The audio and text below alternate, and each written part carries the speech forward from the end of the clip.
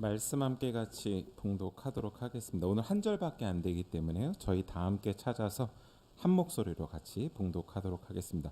다니엘서 12장 3절입니다.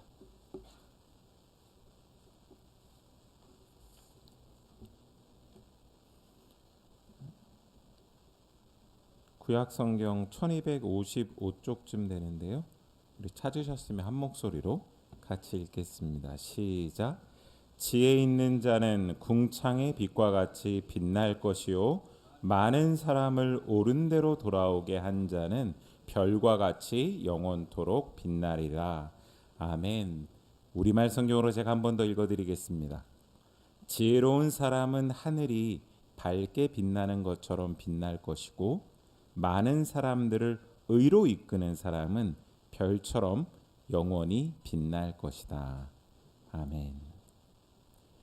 이따 예배 마치시고 집에 돌아가실 때 한번 고개를 들어서 하늘을 쳐다보시고 하늘이 얼마나 밝게 빛나나 꼭 보셨으면 좋겠고요.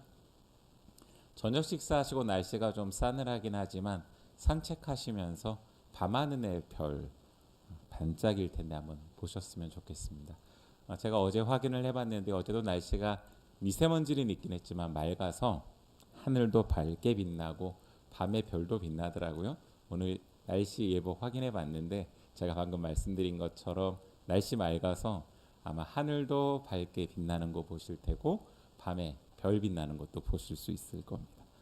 3개월 전에 여러분들과 함께 처음 만나면서 7번의 설교를 통해서 다니엘서 1장부터 6장까지 그리고 이제 오늘 있을 이 12장 말씀까지 저희가 좀 천천히 묵상하면서 같이 다니엘서를 읽자라고 말씀을 드렸습니다. 안 읽은 분도 계시는 거 알고 있거든요. 그래서 손을 들라고 하진 않겠습니다. 근데 제가 좀 부탁드리는 건 오늘 말씀을 듣고 이번 올해가 마무리될 때까지 한번 좀 읽어주셨으면 좋겠다라는 부탁을 드립니다. 여러분 자신을 위해서이기도 하지만 다음 세대 우리의 아들, 딸들과 후손들을 위해서 이 말씀이 참 의미 있는 말씀이기 때문에 꼭 한번 읽어주셨으면 좋겠습니다. 제가 성경책을 소개해드리면서 아마 기억하실 텐데요. 2권의 책을 좀 소개하면서 3개월 동안 참고하셨으면 좋겠다라고 말씀드렸는데 이따가 윤동주의 오늘 마지막 시를 소개해드릴 텐데 그 시들이 묶여져 있는 하늘과 바람과 별과 시라고 하는 윤동주 전집 한번 읽어주십사라고 부탁을 드렸고요. 그 다음에 그냥 시를 읽는 것이 아니라 시는 글은 저자의 삶을 투영하고 있기 때문에 윤동주가 그 시절에 왜 그 시를 쓸 수밖에 없었는지 그가 굉장히 고뇌하고 치열하게 고민하면서 한 줄 한 줄 정성스럽게 글로 썼던 원고지 이렇게 사진들 인터넷에서 보면 나오거든요. 지금처럼 막 컴퓨터 타자기 있고 막 이렇게 썼던 시대가 아니기 때문에 연필로 원고지에다 쭉 썼던 글씨 한자 한자 적었는데 삶과 직결되어 있기 때문에 그 삶을 좀 알면 윤동주의 시가 훨씬 더 잘 이해될 수 있어서 김은교 교수님이 쓰신 시로 만나는 윤동주처럼이라는 이 책 소개해드렸습니다. 한번 도서관에서 책 빌려서 살펴보시면 좋을 것 같아요. 그러면서 저희가 7주 동안 주제를 갖고 만났습니다. 아마 주제 기억하실 거라고 생각하는데 한 번 더 제가 읽어드릴게요. 오늘 어두운 세상에서 빛나는 사람들이라는 주제입니다. 이따 설교 맨 마지막 분에 저희가 이 말로 우리 자신을 축복하기도 하지만 옆에 있는 우리 사랑하는 성도님들 서로서로를 축복할 거거든요. 이따가 저희가 반복적으로 2번 정도 선포할 겁니다. 사실은 이게 지난 7주 동안 제가 여러분들과 함께 나눴던 다니엘서의 결론과 같은 말씀입니다. 그 결론과 같은 말씀이 방금 읽으신 12장 3절에 적혀 있죠. 성경학자들의 연구에 의하면 이 다니엘서 12장 특별히 1절부터 4절까지의 말씀이 다니엘의 신앙과 다니엘서라고 하는 것을 이 유대민족 이스라엘 백성들이 오랜 어둠의 시대를 보내면서 붙잡고 있었던 주제와 같은 신학이라고 표현을 합니다. 그 내용이 무엇인지는 오늘 말씀의 제목에도 나와 있고 이따가 제가 소개해 드릴 텐데요. 그래서 오늘 말씀의 제목을 빛나는 사람, 그 빛나는 사람이 어떤 사람인가? 옳은 길로 인도한 사람이라고 정해봤습니다. 사랑하는 여러분, 말씀을 듣고 오늘 예배 마지막 저희가 찬양을 부르고 기도하면서 저와 여러분의 마음 가운데 이런 결단이 있었으면 좋겠어요. 세상이 힘들고 어렵지만 내 삶이 지치기도 하고 참 어둡다, 어둠이 짙어진다라고 말할 때 주님, 저 빛나는 사람이고 싶습니다 라고 결단하는 그 결단이 있기를 간절히 축복합니다. 꼭 그렇게 되셨으면 좋겠습니다. 오늘 읽은 12장 3절 말씀을 이해하려면 사실은 이것이 그냥 뚝 떨어져서 나온 말씀이 아니라 다니엘서 7장부터 12장까지의 내용을 좀 이해해야 확실히 잘 이해할 수 있습니다. 그래서 제가 좀 요약해서 말씀을 드리도록 할 텐데요. 7장 첫 구절에 보면 벨사살 왕의 이름이 언급됩니다. 여러분 기억나시죠? 바벨론의 벨사살 왕입니다. 그러니까 다니엘서 7장부터 12장까지의 말씀은 실은 다니엘이 대략 한 20대 30대부터 80세 때까지 그의 인생을 살아가면서 순간순간 하나님께서 찾아오셔서 계시해 주시고 꿈과 환상으로 보여주신 내용이죠. 뭘 보여주셨냐면 그의 인생뿐만이 아니라 그의 민족이 겪고 있을 그리고 앞으로 겪어야 될 일들 그리고 당시의 고대 근동의 세계의 역사의 흐름과 무엇보다도 인류의 마지막 때에 어떤 일이 있을지를 갖다가 당신이 사랑하는 다니엘에게 꿈과 환상과 비전과 계시로 보여주신 거예요. 성경학자들의 연구와 성경 곳곳에 기록되어 있는 것을 보면 워낙 큰 말씀이었기 때문에 이 말씀을 받을 때 다니엘이요 많이 아팠다라고 합니다. 저는 이 부분을 묵상을 하면서 왜 아팠을까라고 생각을 해봤어요. 근데 두 가지 이유가 좀 있는 것 같은데 다니엘이 이 말씀을 받을 때 그냥 평범한 상태로가 아니라 워낙 하나님을 경외하고 하나님의 말씀을 소중하게 여기다 보니까 금식했다라고 표현합니다. 여러분 금식해 보신 분들은 알겠지만 식음을 전폐하고 집중해서 아주 중요한 문제를 갖고 하나님 앞에 기도하면서 나아가기 때문에 실은 육체적으로 쇠할 수 있습니다. 아마 그런 육체적인 아픔도 있었겠죠. 하지만 실은 받은 말씀이 어마어마한 말씀이에요. 나중에 여러분 꼭 한번 읽어보십시오. 물론 은유적으로 비유적으로 많이 표현되기 때문에 해석이 좀 필요하지만 워낙 주변에 좋은 성경에 대한 주석서들과 해설서들이 있기 때문에 도움을 좀 받으셨으면 좋겠습니다. 물론 제가 조금 이따 간단하게 설명을 드릴 거예요. 근데 왜 이게 무거운 말씀인가 했더니 어두운 얘기거든요.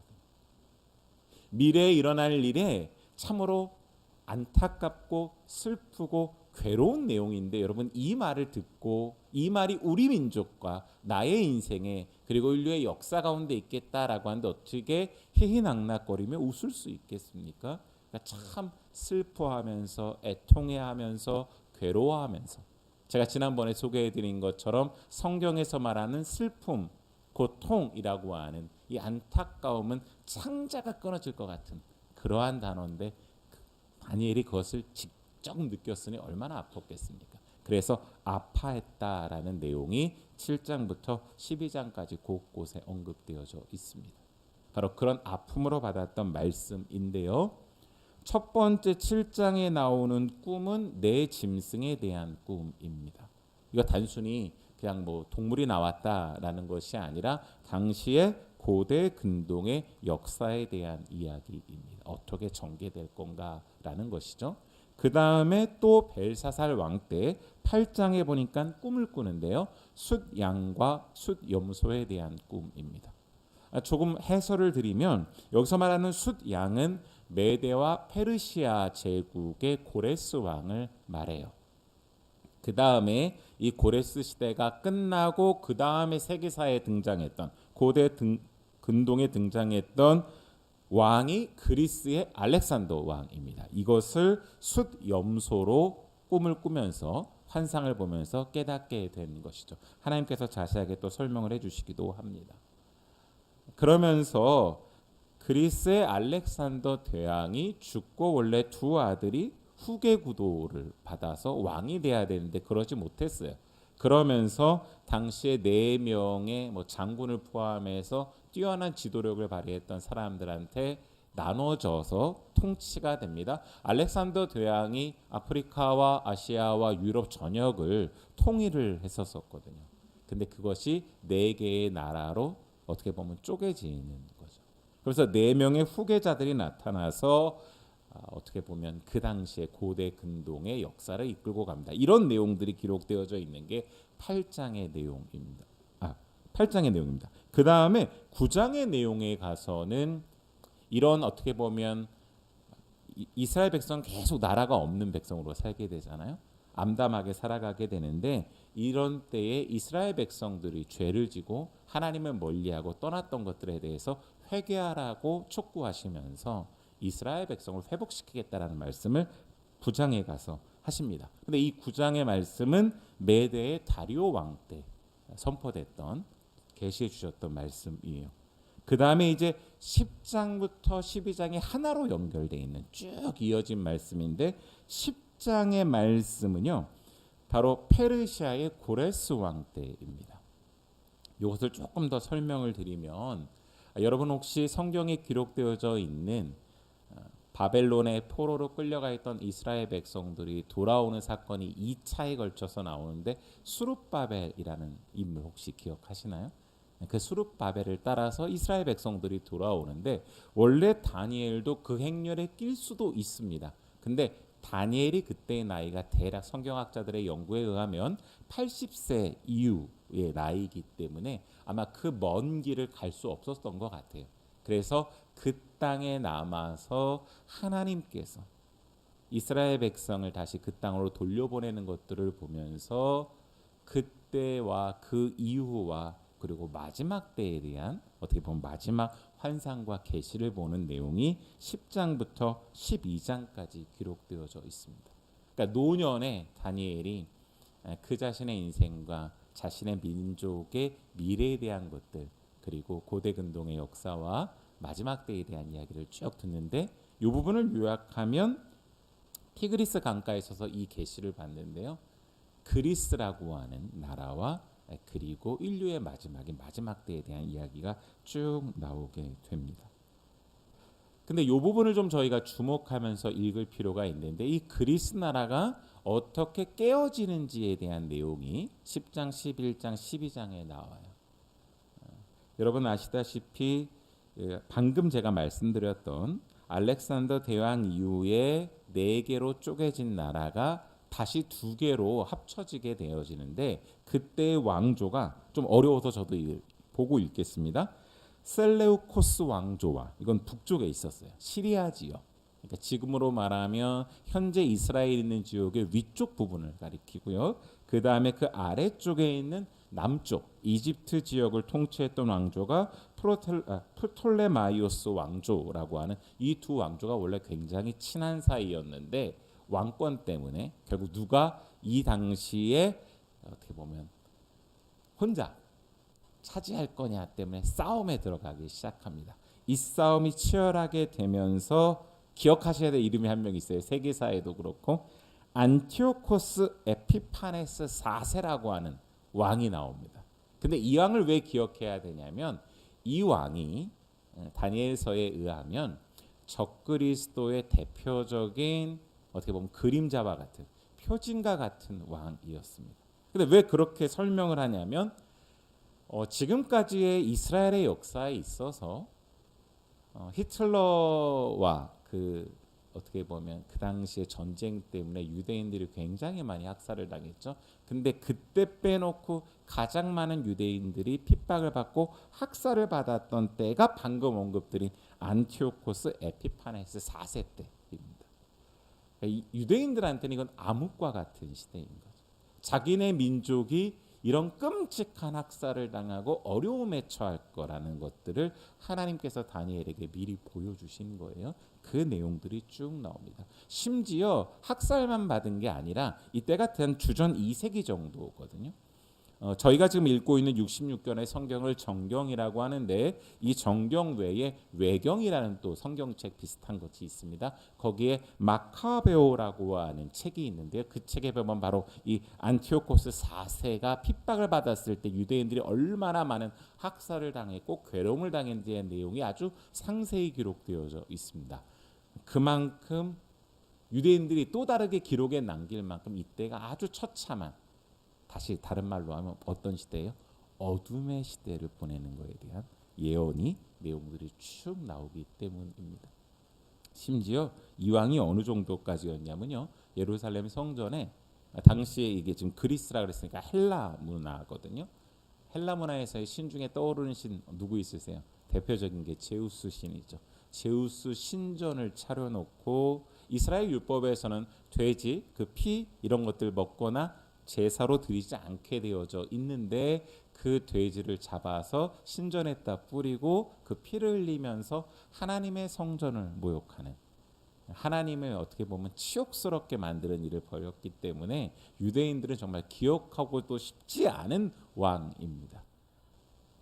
이때 유대인들은 유대인의 정체성에 대해서 말살을 피고 유대의 종교와 모든 것들을 다 금지하는 시대였기 때문에 유대인들이 기억할 때는 어둠의 시대였던 거죠. 바로 그 내용들이 쭉 나옵니다. 그리고 11장 35절부터 45절까지의 내용을 보면 바로 이렇게 마지막에 어떻게 보면 굉장히 악의 화신으로 그려지는 안티오코스 에피파네스 이후에 마지막 때에 대한 언급이 나와요. 성경학자들과 역사학자들이 연구하다 보니까 이 계시들이 굉장히 세계사적으로도 다 맞아떨어지는데 이 뒷부분은 조금 다른 거예요. 그래서 도대체 이것은 안티오코스 에피파네스 4세 때의 얘기인가 결론을 내렸어요. 그러지 않더라는 거죠. 그랬더니 이것이 인류의 종말에 대한 이야기다라고 대체적으로 연구에 많이 합의가 돼 있습니다. 자, 이제 그래서 그 다음 말씀이 12장으로 연결되지 않습니까? 다시 말씀드려요. 뭐예요? 어둠이 짙게 깔리고 인생과 세계사에 있어서 인류 종말에 대한 마지막 때에 대한 이야기를 하면서 12장 1절부터 4절까지가 이 마지막 때를 언급을 하는 것이죠. 따라서 사랑하는 여러분, 오늘 저희가 꼭 붙잡고 기억해야 될 하나를 말씀드리면 바로 마지막 때라고 하는, 신학적으로 말하면 종말 신학이라고 이야기를 합니다. 기독교에 굉장히 중요한 신학이죠. 십자가의 신학도 있고 부활의 신학도 있는데 이 종말의 신학이 굉장히 중요하고 종말의 신앙을 갖고 살아가는 게 기독교인들입니다. 근데 사실은 여러분, 이 종말이라고 하는 단어를 가장 왜곡시킨 사람들이 있어요. 이단과 사입이죠. 이 종말이라는 단어가 굉장히 중요한, 기독교 신앙에 있어서는 중요한데 이상하게 변질시켰어요. 근데 여러분, 오늘 이 종말이라고 하는 종말의 신앙, 종말의 신학을 꼭 기억하셨으면 좋겠습니다. 바로 다니엘서 12장은 그 시대를 살아가는, 어둠의 시대를 살아가는 믿음의 사람들이 어떻게 살아야 되는지를 기록하고 있거든요. 자, 이제 그 부분을 제가 여러분한테 설명을 좀 드리고 함께 읽기를 원합니다. 12장 1절 2절 말씀 제가 우리말 성경으로 좀 읽어 드릴게요. 그때 너의 민족을 지켜주는 큰 천사 미가엘이 일어날 것이다. 나라가 생긴 때부터 그때까지 없던 큰 고통이 있을 것이다. 그러나 그때 내 백성들 곧 그 책에 이름이 적힌 사람은 누구나 구원을 받을 것이다. 그때 이렇게 강조하죠. 성경에서 특별히 이스라엘 문법에 있어서는 아주 중요한 건 여러 번 반복합니다. 그러니까 마지막 때라는 게 참 고통스럽고 힘든 때인데 너희들 기억해라 라는 거죠. 여러분, 뭘 기억할까요? 첫 번째 12장 1절에 보니까 하나님께서 그 고통 가운데 함께 하시면서 우리를 돌보시고 지키시고 구원하신다라는 것입니다. 믿으세요? 아멘. 여러분, 이게 종말 신학의 첫 번째 아주 중요한 내용입니다. 종말에는요, 고통이 있어요. 어둠이 시대니까 아픕니다. 여러분, 인생 조금 살다 보면, 저도 조금 더 살아보니까 느끼는 거예요. 뭐예요? 인생은 참 힘든데 내 잘못 때문에 힘든 것도 있지만 세상이 악하고 죄가 판을 치다 보니 고통을 받는 사람들이 너무 많은 것이죠. 우리의 역사를 봐도 그렇습니다. 그뿐만 아니라 세계의 역사를 봐도 그렇죠. 점점 더 세상의 끝으로 갈수록 이런 종말은 어떻게 보면 계속 어둡게 될 텐데, 이 종말을 살아가는 우리에게 하나님이 주시는 첫 번째 말씀은 하나님이 너희를 지키고 보호한다라는 것입니다. 그런데 여기서만 끝나지 않고 아주 중요한 얘기를 또 해주시는데, 그게 2절 말씀에 나와요. 제가 2절 읽어드려요. 땅의 흙 속에서 자는 사람들 가운데 많은 사람이 깨어나서 어떤 사람은 영원한 생명을 받고 어떤 사람은 욕과 함께 끝없이 부끄러움을 당하게 될 것이다. 아멘. 여러분, 이것은 예수님께서 부활의 첫 열매가 되셔서 마지막 때 주님이 다시 오시면, 주님이 재림하시면 죽어있던 사람들도 다 깨어나서 심판을 받게 된다라는 내용을 적고 있는데, 여기서 언급한 내용이 바로 부활의 신앙입니다. 오늘 여러분들이 종말의 신앙을 기억하면서 반드시 붙잡아야 될 내용, 아주 중요한 걸 소개해드려요. 그것이 부활의 소망이다. 이것이 저희가 다른 사람들과 다른 이유입니다. 기독교인들이 어둠의 시대를 살아가면서도 소망을 가질 수 있는 게 바로 이 부활의 소망이 있기 때문에 그렇다라는 것이죠. 근데 여러분, 이 부활의 소망이 왜 우리 가운데 의미 있는지 방금 읽었던 2절 말씀에 아주 중요한 단어가 나와요. 밑줄 치셔야 돼요. 왜냐하면 구약 성경에서 처음으로 이 단어가 나오기 때문이다. 뭐라고 써 있어요? 영생입니다. 처음이라니까요. 구약 성경에서 앞부분에 언급이 한 번도 안 돼 있다가 이 다니엘서 마지막 때를 얘기하는 어둠의 시대를 살아가는 사람들에게 하나님께서 우리의 소망이 되시는 것은 그분과 영원한 나라에서 영원히 동행하는 이 영생에 대한 이야기를 하기 때문에 우리 가운데는 소망이 있고 부활의 놀라운 믿음이 있을 수밖에 없다라고 얘기하시는 것이죠. 사랑하는 여러분, 우리에게는 이 생에서가 끝이 아니라 하나님과 함께하는 영원한 생명이 있다라는 믿음이 있기 때문에 오늘의 시련도 그 다음에 오늘의 어두움도 우리 가운데 이겨나갈 수 있는 근거가 되는 줄 믿습니다. 이 부활신앙을 꽉 붙잡아야 돼요. 이 부활신앙 때문에 잠시 후에 소개할 윤동주도 그 어둠의 시대를 살았던 것이고, 주기철 목사님도 그 어둠의 시대를 살았던 것이고, 수많은 믿음의 사람들이 어둠의 시대를 살아갈 수 있었던 이유와 근거가 됩니다. 자, 그러면서 오늘의 하이라이트죠.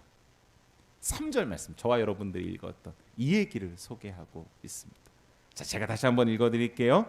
지혜로운 사람은 하늘이 밝게 빛나는 것처럼 빛날 것이고 많은 사람들을 의로 이끄는 사람은 별처럼 영원히 빛날 것이다. 문장이 2개로 구성되어져 있는 것 같은데, 역시나 이스라엘 문법으로 보면 이게 2문장이 아니에요. 한 문장입니다. 평행법으로 똑같은 문장을 다른 식으로 표현한 거죠. 바꿔 말하면 이렇게 생각하시면 돼요. 여러분, 옳은 대로 돌아오게 한 사람, 많은 사람을 옳은 대로 돌아온 사람은 어떤 사람이냐? 지혜 있는 사람이라는 뜻입니다. 지혜 있는 사람은 어떤 사람이냐? 많은 사람을 옳은 대로 돌아오게 한 사람이다 라는 의미예요. 자, 그러면 여러분 2가지를 동시에 생각하셔야 돼요. 지혜 있는 사람은 어떤 사람인가? 물론 많은 사람을 옳은 길로 인도한 사람인데, 이스라엘 사람들이 이스라엘 문법으로 이것을 쓸 때 지혜 있다라고 언급하는 의미가 있지 않겠습니까? 그것을 떠올리셔야 되고요. 그 다음에 많은 사람들을 옳은 길로, 좀 더 정확한 번역은 많은 사람들을 의의 길로 이끄는 사람이라는, 이게 무엇을 의미하는지를 같이 살펴봐야 됩니다. 아마 지혜 있는 사람에 대해서는 여러분들이 금방 지혜롭게 하셨을 것 같아요. 여러분, 이스라엘의 문학을 보면, 이스라엘 문법으로 보면 시가서와 잠언에 이 단어가 엄청 많이 언급되죠. 지혜, 지혜, 지혜 언급돼요. 그래요, 여러분. 시편 1편에 보니까 복 있는 사람이 바로 지혜 있는 사람이고, 잠언에 보니까 지혜 있는 사람이 여호와를 경외하는 사람이라고 표현했는데, 특별히 여러분 시편 말씀 중에 한 구절을 여러분한테 소개해주고 싶습니다. 방금 시편 1편이 시편의 서두이자 동시에 시편 말씀의 내용을 요약한 내용이거든요. 근데 거기서 복 있는 사람이 지혜 있는 사람이라고 말하는데 그 지혜 있는 사람은 어떤 사람인가? 2절에 써 있어요. 오직 여호와의 율법을 즐거워하고 그 율법을 밤낮으로 깊이 생각하는 사람이다. 무슨 말씀인가요? 그의 평생에 그의 날마다 순간순간마다 어떻게 보면 나라 있는 시간보다 나라가 없는 시간, 어둠의 시간으로 이스라엘 백성들은 수많은 시간을 보냈는데 그때마다 주야로 날마다 여호와의 말씀에 관심을 기울이고 하나님의 말씀이 무엇을 이끌고 우리를 살게 하는지 주목했다, 깊이 생각했다라고 표현하지 않습니다. 이것이 지혜 있는 사람이다라고 이야기를 합니다. 그러니 사랑하는 여러분, 우리가 빛나는 이유는 나의 업적이나 내가 추구했던 성공의 방정식이나 혹은 남들이 말하고 하는 이렇게 살면 잘 사는 겁니다, 행복입니다 라고 말하는 것들로 우리를 빛나게 하는 것이 아니라 오늘 말씀처럼 어둠의 시대에 하나님의 말씀을 밤낮으로 생각하면서 하나님의 말씀을 따르려고 순종하고 싶어서 하나님 도대체 어떤 분이시지, 하나님이 이 시대에 나한테 원하시는 것이 무엇일까를 깊이 관심을 갖는 사람이 빛나는 사람이라고 말씀하고 있습니다. 전 여러분의 삶의 이 태도가 온전히 인생에 기록되어지고 새겨져서 남들이 여러분을 바라볼 때 참 어두운 시대에도 빛나는 사람이었다라는 그 음성 듣기를 간절히 축복합니다. 꼭 그렇게 되셨으면 좋겠습니다. 자, 근데 이 지혜 있는 사람이 또 어떤 사람이라고 표현하고 있냐면 많은 사람을 의로 이끄는 사람이다라고 표현합니다. 여러분, 당연히 여기서 의는 하나님의 의겠지요. 근데 중요한 거는 이 하나님의 의로 많은 사람들을 이끈다라고 표현을 했습니다. 자, 이 부분을 조금만 저희가 묵상할 필요가 있는데요. 이 부분은 방금 말씀이 선포되어지는 다니엘서 7장부터 12장까지의 배경을 보면 알 수 있습니다. 여러분, 무슨 내용이라고요? 어둠에 대한 이야기입니다. 미래에 이 시대가 어둡다라고 했어요. 여러분, 어두우면 앞에 캄캄하고 무엇이 선인지 무엇이 진리인지 무엇이 정의인지 구별하기 참 어렵습니다. 무슨 말이냐면 어둠의 시대에 끊임없이 치열하게 하나님의 것을 선택했다라는 뜻이에요. 여러분, 밝고 환하고 빛나고 진리가 되게 선명하게 보일 때 선택하는 건 누구나 선택하죠. 그것처럼 쉬운 게 어디 있습니까? 근데 여기서 말하는 거는 어둠의 시대에 끊임없이 그가 하나님의 말씀을 깊이 생각하면서 치열하게 고민했다는 거예요. 이렇게 자녀를 키우는 게 하나님의 뜻인가 아니면 세상의 방식대로 키우는 것인가를 치열하게 고민하면서 선택했다라는 의미가 바로 많은 사람들을 옳은 길로 인도했다라는 것의 배경이 된다라는 의미입니다. 그러니 사랑하는 여러분, 조금 복잡하고 조금 어떻게 보면 불편하시더라도 치열한 고민이 있기를 간절히 축복합니다. 어둠의 시대를 사는 빛나는 방법이에요. 고민하고 치열하게 하나님의 말씀을 붙잡고 씨름하지 않고 굉장히 편안하게 신앙생활하려고 한다면 사실은 우리는 어둠의 시간을 어둠의 세력과 함께 시편에 있는 말씀처럼 악의 길에 서서 같이 묻혀서 살아가는 사람들이죠. 그러니 오늘 결단하셨으면 좋겠어요. 하나님, 저 하나님의 말씀 붙잡고 좀 치열하게 직업 고민하고 치열하게 자녀 양육 고민하고 치열하게 이 시대에 바른 정치가 무엇인가 고민하면서 살아가겠습니다라는 그 결단이 저와 여러분에게 있었으면 좋겠어요. 그러면서 또 한 가지 오늘 읽었던 말씀의 배경대로라고 하면 이 치열한 선택을 하기에 무엇이 뒤따라야 되는가라고 보면 여러분 그것을 12장 9절 13절 말씀에 보면 약간의 힌트가 나오거든요. 제가 12장 9절 13절 말씀을 읽어드릴게요. 그가 대답했습니다. 다니엘아 가거라. 그 말씀은 마지막 때까지 은밀하게 간직하고 덮어둘 것이다. 너는 마지막까지 내 길을 가거라. 내가 죽어 평안히 잠들어 쉴 것이다. 너는 마지막 날에 일어나서 내 상을 받아 누릴 것이다. 아멘. 말씀이 좀 어려워요. 조금 설명을 드릴게요. 저희도 마찬가지인데요. 이게 지금 세상 마지막 때에 대한 이야기니까 얼마나 이 말씀을 받으면서 다니엘이 무겁게 느꼈겠어요. 그러면서 도대체 마지막 때가 궁금하지 않았을까요? 왜냐하면 이 천사를 통해서 말씀하실 때에 한때, 두때라고 하는 시간 개념을 얘기하시거든요. 여러분, 이단이 왜 이단인 줄 아시죠? 특히 종말 신학을 대할 때 그들이 항상 막 언제 주님이 오시는가 막 계산합니다. 그래서 이때 주님이 오신다라고 얘기해요. 그런 사람들 여러분 믿지 마십시오. 성경은 그렇게 얘기하지 않습니다. 특별히 묵시문학이라고 이 미래 마지막 때에 대한 얘기하는 다니엘서에도 그렇게 얘기하지 않아요. 바로 그 얘기입니다. 다니엘도 궁금했을 거 아니에요. 저도 궁금할 것 같아요. 왜냐하면 여러분 우리가 죽는 날을 안다면 얼마나 편해요. 그때까지 하고 싶은 거 다 하고 나쁜 짓도 다 하고 죽기 바로 직전에 회개하고 돌아오면 구원 받잖아요. 마지막 때를 안다는 건 굉장히 신나는 일이에요. 근데 그런 우리의 마음을 주님이 아셨던 것 같아요. 다니엘도 궁금했던 것 같아요. 그래서 도대체 그때가 언제인지 좀 구체적으로 알 수 있을까요? 라고 했더니 다니엘에게 하신 말씀이 9절 말씀이에요. 뭐라고요? 다니엘아 가거라. 그 말씀은 마지막 때까지 은밀하게 간직하고 덮어둘 것이다. 13절 너는 마지막까지 내 길을 가거라. 내가 죽어 평안히 잠들어 쉴 것이다. 너는 마지막 날에 일어나서 내 상을 받아 누리게 될 것이다. 그 계산하는데 네 마음을 쏟지 말라는 겁니다. 그거 내가 봉해두겠다라는 것이죠. 여러분 여기서 말하는 원어의 의미는 비밀에 붙이겠다라는 뉘앙스가 아니라 그게 오염되지 않도록 잘 보존하라는 뜻입니다. 인간이 계산하려고 인간이 거기다가 생각을 더하고 추측하려고 하지 말고 그것에 집중하지 말고 네가 해야 될 것은 하나님의 말씀에 관심을 기울이고 이 시대가 어두우니 이 어두운 시대에 하나님께서 내신 생명의 길 많은 사람들을 구원시키는 많은 사람들이 의로 돌아오게 하는 그 길을 너는 언제요? 13절에 보니까 마지막 때까지 네 길을 가라라고 이야기를 합니다. 그럼 여러분 이 말씀에 비춰본다면 3절에 나오는 많은 사람들을 의의 길로 이끄는 사람은 결국 어떤 사람이에요? 끝까지 길을 가는 사람인 줄 믿습니다.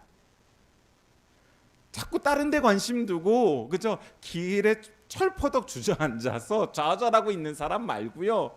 세상은 어둠이 있지만 그냥 기치는 그 길, 하나님이 보이신 생명의 그 길을 끝까지 계속하는 거예요. 끝까지. 왜요? 여러분 길의 특징 아시죠?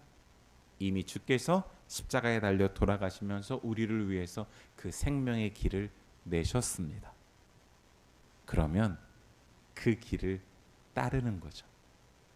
누군가가 길을 내면 그 길을 보고 따라오는 사람들이 생기지 않습니까? 산행해 보신 분들은 알 거예요. 어디로 가야 될지 모를 때 누군가가 걸어갔던 그 발자국 흔적이 길이 되어서 또 다른 사람이 글로 가고 또 다른 사람이 글로 가고 그래서 결국은 그 길이 생명의 길로 많은 사람들을 그쪽으로 인도하지 않습니까? 오늘 말씀이 그런 의미죠. 그 길을 가라. 저와 여러분들이 간다면 우리의 후손들이 그 생명의 길로 간 사람들이 있기 때문에 앞에 그 길을 갔던 사람들이 있기 때문에 그 길로 올 줄 믿습니다. 많은 사람들의 의의 길로 돌이킨다라는 것이죠. 그래서 오늘 다니엘서의 이 말씀은 계속 길을 가고 흔적을 남기면 수많은 사람들이 뒤따르게 된다라는 의미입니다. 그러니 언제까지요? 우리의 생명이 다하는 마지막까지 그 길을 걸어가라고. 다니엘에게도 너 계속 그 길을 가라고 하나님께서는 독촉하시면서 다니엘서 12장을 80세의 노년인 다니엘에게 하나님이 이 말씀을 주시면서 다니엘서를 마무리하게 됩니다. 마무리니까 제 설교도 마무리해야죠. 사랑하는 여러분, 이게 결론이에요. 지난 3개월 동안 여러분이 달려오신 것을 한마디로 요약하면 그 길을 가라는 겁니다. 주께서 보이신 생명의 길, 의의 길, 그리고 어둠이 아무리 짙어도 주께서 걸어가야 될 길을 우리 가운데 밝히 보여주실 텐데 그 소망의 길로 나아가라라고 이야기를 합니다. 그러면 많은 사람들이 그 길을 따라서 오게 될 것이고, 그리고 어두운 시대에 우리는 빛나게 된다라고 말씀하십니다. 다음 주에 대강절이 시작이 됩니다. 예수 그리스도께서 이 땅에 오신 것들을 기억하면서 성탄절 40일 전부터 그 주님의 오심을 기다리면서 우리가 다시 한번 마음을 추스리고 하나님 앞에서 이 땅에 오신 예수 그리스도의 의미를 묵상하는 시간인데요. 얼마나 이 말씀이 딱 맞는지 모르겠어요. 저도 준비하면서 참 감사했어요. 하나님, 대강절 저희가 어떻게 맞을까요? 이 말씀도 마지막 때 주님 오심에 대한 이야기거든요. 저는 그것을 갖다가 왕의 귀환이라고 표현을 하는데, 이제 왕이 오실 건데, 나를 구원하시고 이 세상을 구원하실 그분이 오실 것인데 나는 어떻게 준비할까? 그렇다면 오늘 말씀 정답대로라면 어떻게 준비해야죠? 우리는 이미 보여주신 그 길을 어둠의 시대에도 묵묵히 지혜로운 사람처럼 그 길을 걸어가면 됩니다. 그러면 하나님께서 예수 그리스도를 다시 보내시는 그때에 놀라운 역사들이 우리의 인생과 인류사 가운데, 세상 가운데 펼쳐질 줄 믿습니다. 꼭 그렇게 하셨으면 좋겠습니다. 성경에 다니엘이라고 하는 이런 멋진 인물이 있다면 우리에게는 몇십 년밖에 안 됐지만 윤동주라고 하는 멋진 사람이 있어서 여러분들한테 이 마지막 시를 좀 소개해드리고 싶습니다. 윤동주가 서시를 발표할 때가 1941년 11월 20일이에요. 여러분 오늘 며칠이죠? 네, 요맘때 초겨울 요때 발표한 거예요. 그러니까 여러분 좀 더 느낌을 갖고 이 시를 조금 이따, 오늘은 제가 자막으로 마지막 시간이기 때문에 서시를 준비했는데 같이 낭독을 할 건데요. 요맘때 배경에 쓴 거죠. 근데 여러분 요맘때 배경에 쓸 때, 서시를 쓸 때 윤동주가 처했던 상황을 알면 이 내용이 훨씬 더 이해가 됩니다.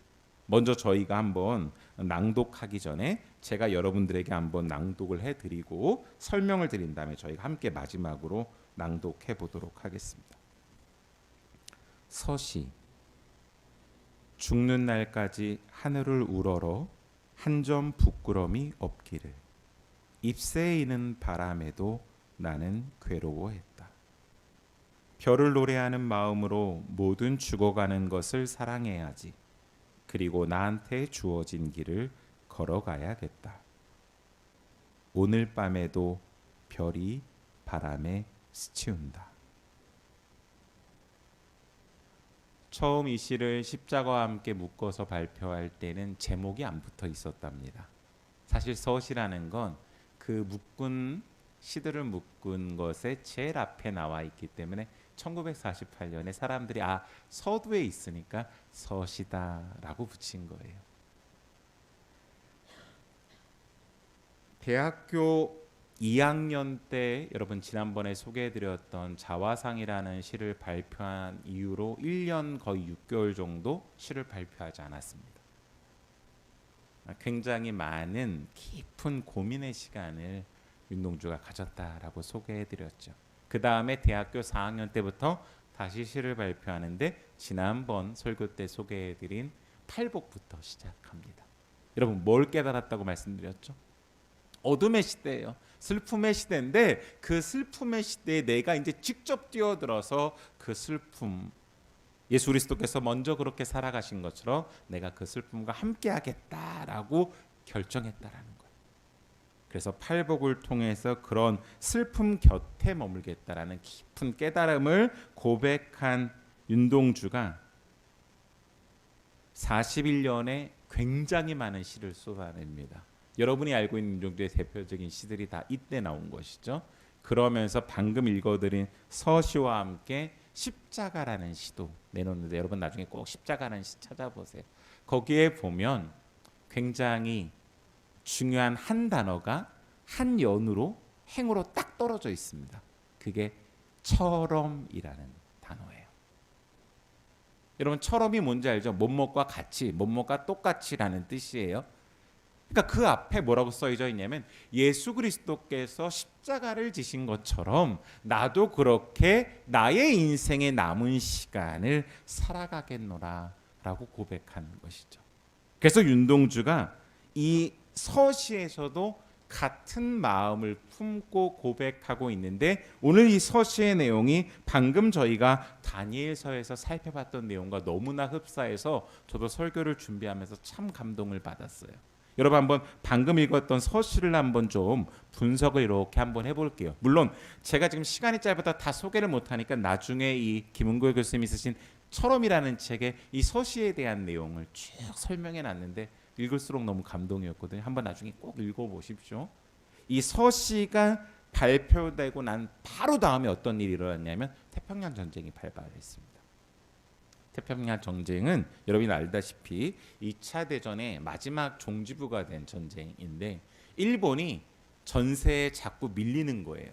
당시에 유럽에서는 독일 같이 연합이었던 독일이 밀리고 이 동남아 쪽의 전쟁에서는 아시아권 전쟁에서 일본이 자꾸 밀리니까 이 전세를 역전하기 위해서 미국의 진주만을 공습하면서 태평양 전쟁이 시작됩니다. 자기네들은 확신이 있었어요. 이 전쟁이 전세를 뒤바꿀 것이다.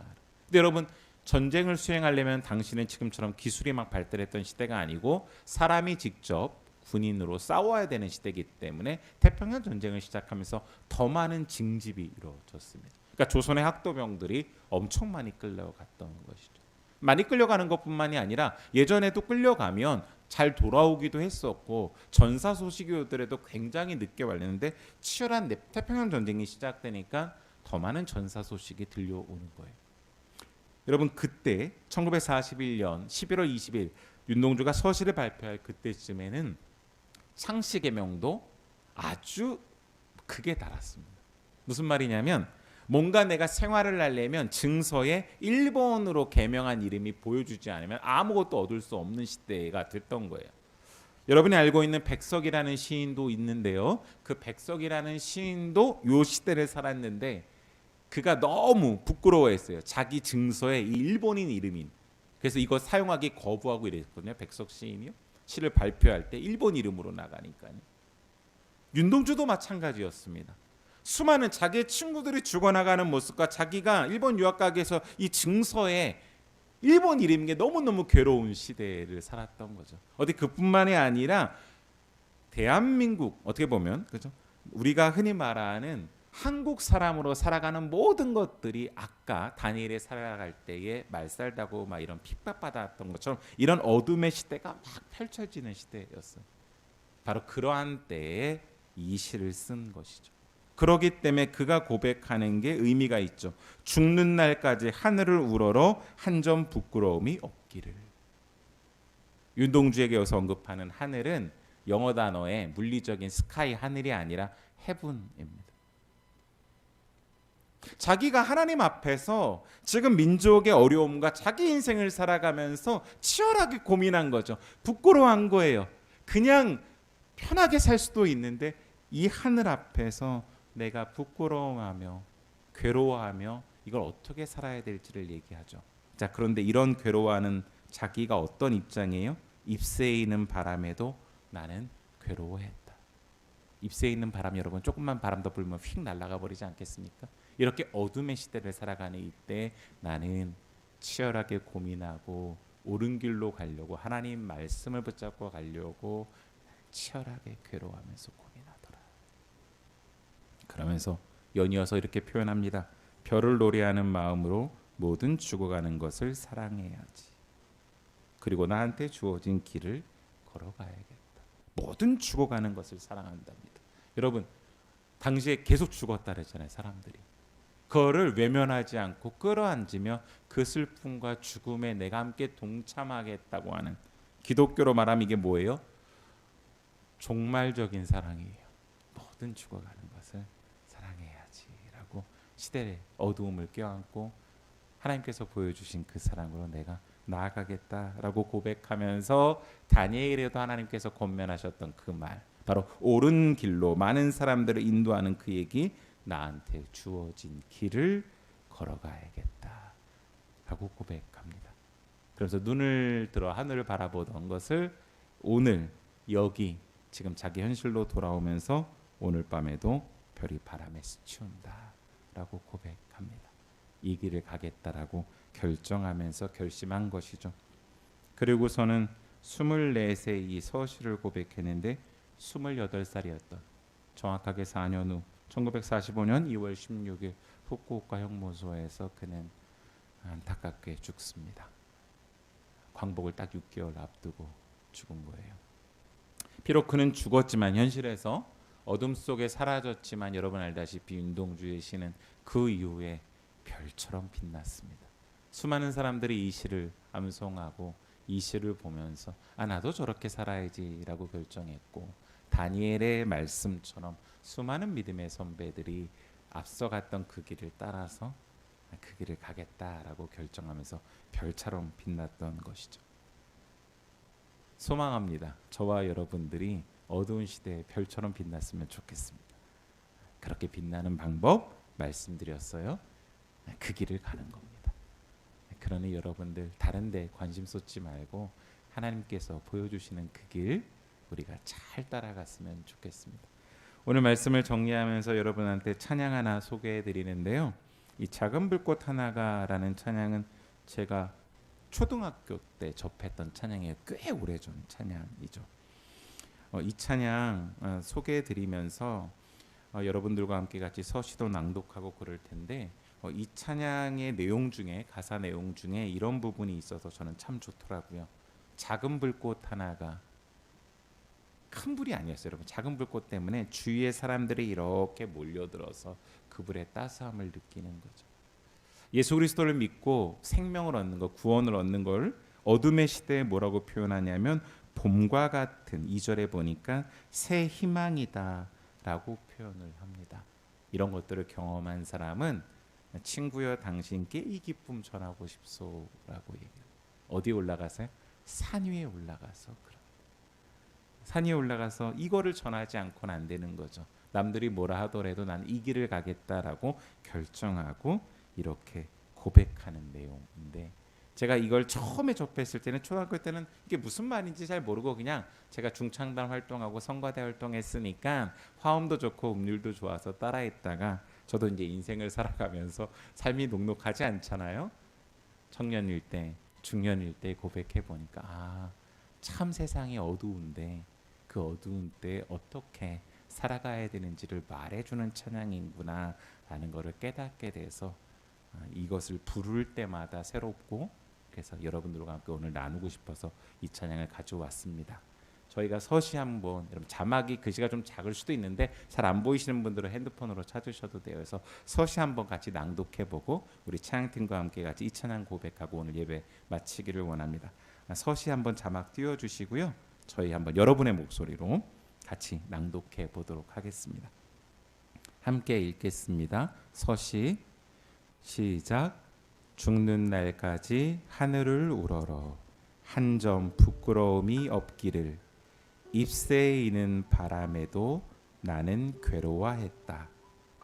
별을 노래하는 마음으로 모든 죽어가는 것을 사랑해야지. 그리고 나한테 주어진 길을 걸어가야겠다.